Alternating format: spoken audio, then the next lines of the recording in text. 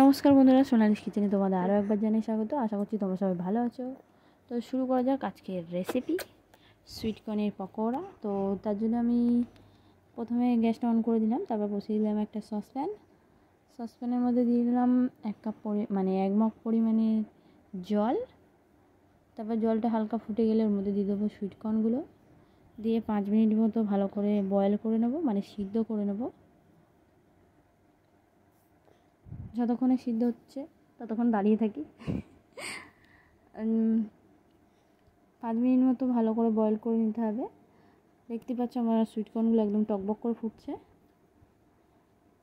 তারপর এগুলো সিদ্ধ হয়ে গেলে আমি লাস্টে দিয়ে দিচ্ছি লবণ স্বাদ মতো। দেখো বন্ধুরা, প্রায় সিদ্ধ হয়ে এসছে, আর একটু বাকি আছে। এবার পুরো রেডি হয়ে গেছে সুইটকর্নগুলো, একেবারে মানে সিদ্ধ হয়ে গেছে। এবার এগুলোকে জল ঝরানোর পালা। আর আমি একটা ঝুড়ির মধ্যে ঢেলে নিচ্ছি জলটা ঝরানোর জন্য।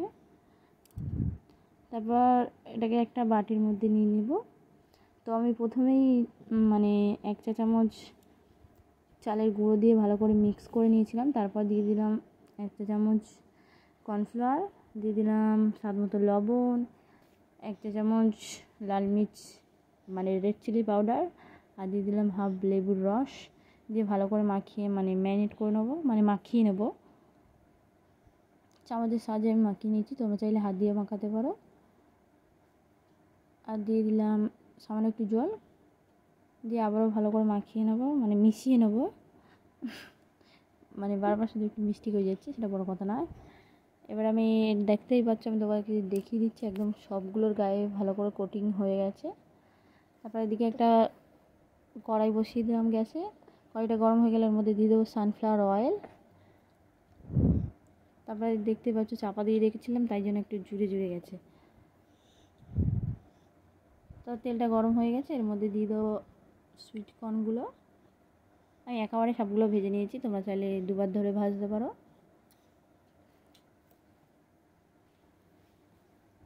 ভালো করে উল্টে পাল্টে ভালো করে ভাজা ভাজা করে নিতে হবে, ক্রিস্পি হওয়া অবধি।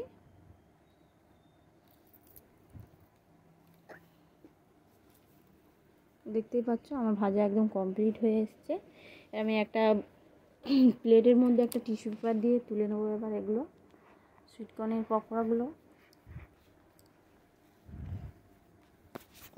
এর মধ্যে তুলে নিচ্ছি একে একে।